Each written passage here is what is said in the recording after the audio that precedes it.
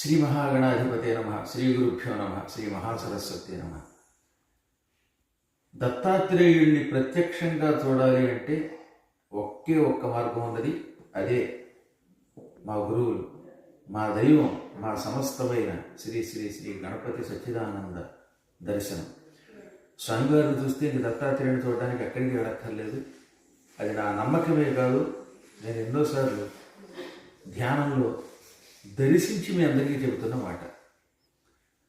అటువంటి మన దైవం, మన సద్గురు శ్రీ గణపతి సత్యానంద స్వామి వారికి గురువందన కార్యక్రమం హైదరాబాద్లో ఏర్పాటు చేశారు. దర్శనం వారు చాలా సంతోషం కలిగింది నాకు.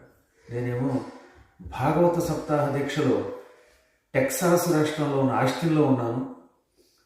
19వ తారీఖు వరకు ఇక్కడ ఉండి 20వ తారీఖు నాడు డాలస్ వెళ్ళి, డాలస్లో కూడా మా స్వామివారి పీఠం ఉన్నది, అక్కడ కార్యసిద్ధి హనుమంతుని గుడి, అందులో ఉపన్యాసం చెప్పి 21న బయలుదేరి వస్తున్నాను. నేను ప్రత్యక్షంగా అందులో పాల్గొలేకపోయినా నా హృదయంలో నా దైవం ఉంటాడు కనుక ఆయనకి ఎక్కడి నుంచి నమస్కారం చేస్తున్నాను. మీరందరూ కూడా అదృష్టవంతులు, తప్పనిసరిగా వెళ్ళండి.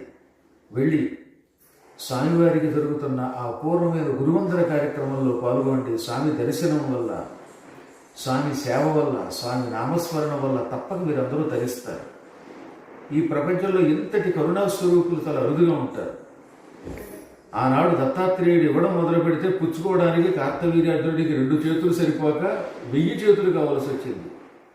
అలాగే ఈయన కరుణను పుచ్చుకోవడానికి కూడా మీరంతా సహస్ర శీర్షులు, సహస్రాక్షులు, సహస్రపాదులై వెళ్ళండి. మరొక్కసారి భక్తి శ్రద్ధలతో సద్గురు పాదపద్మాలకి నమస్కారం చేస్తున్నాను. తొందరలోనే స్వామివారి మీద నేను రాసిన 108 పద్యాలు ఉన్నాయి, అందమైన పద్యాలు. ఆ పద్యాలను పుస్తక రూపంలో మీకు అందజేస్తున్నాను.